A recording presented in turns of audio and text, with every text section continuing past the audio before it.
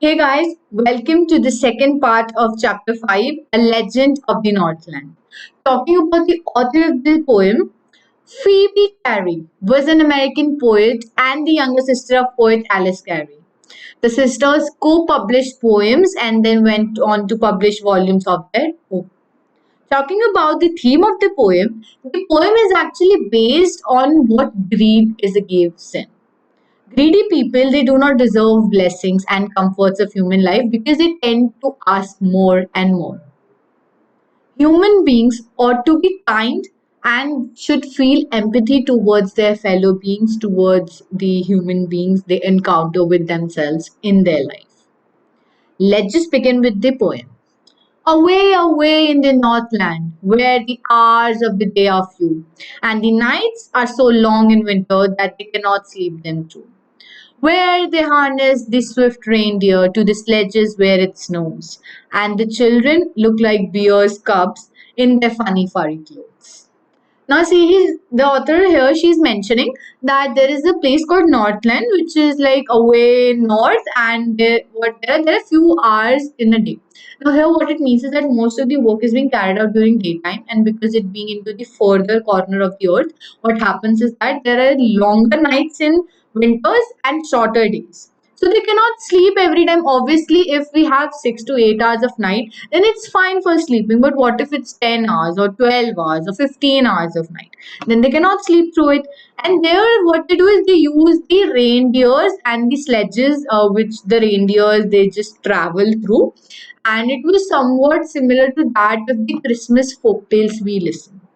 And there are sledges when it snows, and the kids, the children, they look like bear cubs. Why? Because they're all covered into furry jackets and they need to protect themselves from their cold.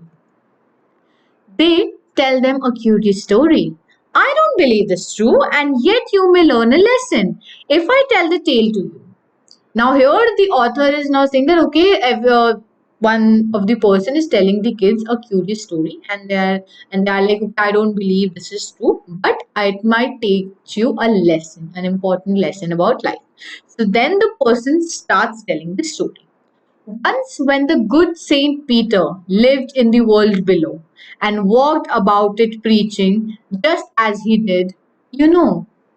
So the story starts, and it's about a person named Saint Peter. He was a really good person, and he used to live in the world below. Here means that he was more towards the equator, towards the warmer countries, and he was always preaching, telling other people about stuff. And just as he did, he came to the door of a cottage in traveling round the earth, where a little woman was making cakes and baking them on the hearth and being faint with fasting. For the day was almost done, he asked her for her store of cakes to give him a single one.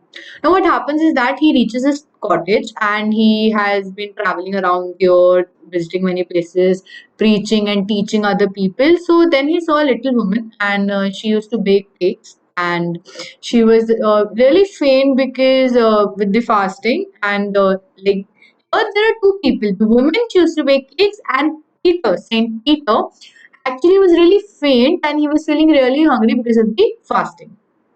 So since the day was almost done, so the saint he asked that woman that okay, can I have a piece of cake like a single one from yours? So she made a very little cake, but as it baking lay, she looked at it and thought it seemed too large to give away. Then she needed another. Therefore, she needed another and still a smaller one. But it looked, as soon as she turned over, as large as the first had done. Now, the thing here is, whenever saints or people, holy people used to come, they ask for donations. They don't pay for the cakes. So she was thinking that, okay, she baked the cake. Then she realized that, okay, it's really big for me to just give away without any money. So she decided that, okay, I'll make a smaller one. As soon as she makes another one, she just compares and she's like, oh, it's the same. It's the same as the first one. Then she took a tiny scrap of dough and rolled it flat and baked it as thin as a wafer. But she couldn't part with that, for she said, my cakes that seem too small when I eat of myself are yet too large to give away. So she put them on the shelf. And what happens is that She takes a small piece of the dough, she rolls it, makes it really thin as a wafer, and she bakes it. Now she's saying that okay, my cakes, when I am eating them, they seem too small, but now they're looking so big to just give away. So again, that even the thin cake as wafer, she just keeps it on the shelf. Then good Saint Peter grew angry, for he was hungry and faint. And surely such a woman was enough to provoke the saint. And he said, you are far too selfish to dwell in a human form, to have both food and shelter and fire to keep you warm. Now, the thing is that Saint Peter, he was really a kind person, but seeing this kind of activity that she was not able to give away a cake to him, so he was really hungry and he became really angry about it. And he just said that, okay, you are to the lady that you're too selfish to be as a human and to have food and shelter and have warmth so that you can stay alive. Now you shall build as the birds do and shall get your scanty food by boring and boring and boring all day in the hard they would. Then up she went through the chimney, never speaking of a word. Out of the top flew a woodpecker, for she was changed to a bird. Now, as soon as Saint Peter realized that she was being really selfish, what he did was he said that, okay, you should become into a bird. He cursed her to become into a bird, and the bird, being a woodpecker, she need to peck all day, she need to bore into the tree, make her house on her own, had to pick, fly, and pick her food. And then, as soon as Saint Peter completed his words, the woman transformed into a woodpecker and she flew through her chimney. And never she could speak a word again. She had a scarlet cap on her head, and that was left the same. But all the rest of her clothes were burned, black as coal in the flame, and every country schoolboy had seen her in the wood, where she lives in the trees till this very day, boring and boring for food. Now see, all her clothes they got buried away as soon as she just turned into woodpecker and she flew through the chimney. But her scarf remained the same, and that's the reason, according to the author, according to the person who's telling the story, that we see a red colored crown or a mark on woodpecker's head. And they say that till this day, the woman who was transformed into woodpecker, she lives in the woods and she is just pecking into the trunks of the trees and finding food and shelter for herself. Now, we can quite see that this whole poem is actually a ballad, a sonnet, or a type of a song, including a moral lesson, which is being passed from generations to generation. The poet is actually telling about the Netherlands, as we had started in the beginning, where the winters are really harsh. Now, let's just look at some of the important key terms. Legend is an old traditional story. Provoke here means to become angry. Saint Peter, he was the apostle of Christ. He was considered one of the holy people next to Christ. Now the questions. Question 1. Which country or countries do you think the Northland refers to? Now this is a really interesting geographical question. But since we are talking about English literature here, so we'll just simply refer whatever we have learned in the poem. So the country, the Northland, refers to a country far away in north, which has really cold winters and short days. Moving forward to the next question.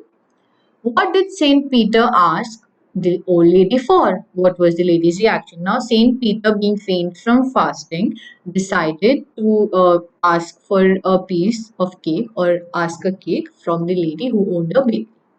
What was the lady's reaction? Lady decided to bake a cake, but time and again she was thinking that the cake she was baking was actually too big to give away and was acting as a selfish person. How did he punish her? Now, how did Saint Peter punish her? He said he cursed the lady, the little woman who owned the bakery, that okay, you are no longer to be fit to be human. So how are we going to frame this? That he punished her by turning her into a woodpecker who would bore long and long into the trees in order to find food and shelter, as she was being selfish and she didn't deserve to be a human. Moving forward to the next question. How does the woodpecker get her food? Now, the woodpecker gets her food by burrowing more and more into the trunks of the trees. Do you think that the old lady would have been so ungenerous if she had known who Saint Peter really was? What would she have done then? Now, had the lady known that he was Saint Peter and he was having so many powers up to giving her a curse, then she would have somewhat baked a very large cake for Saint Peter, and she wouldn't have definitely not acted as a selfish person. Since she would have known about what exactly the powers were, and then she would have acted selfish by giving him a large piece of cake.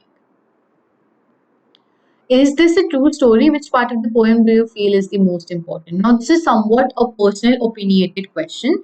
I'll answer according to my own context, though you can try to refer some changes.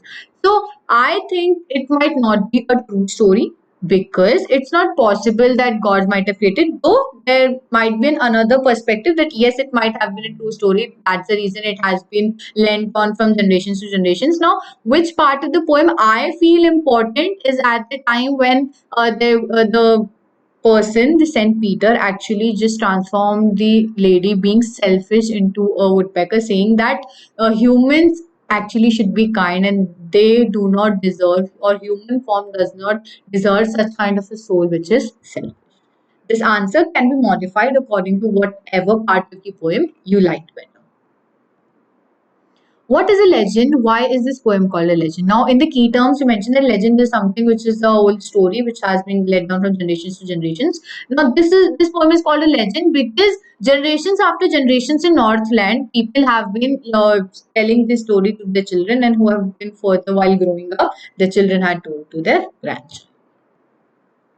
Explain the story of A Legend of the Northland in about 10 sentences. So it can be somewhat an amalgamation and summary of the story. It can be your homework to know, though I'll just simplify it for you. So how are you going to start? That okay, A Legend of the Northland is somewhat which is told it is about a land which has short days, long hours, first sentence.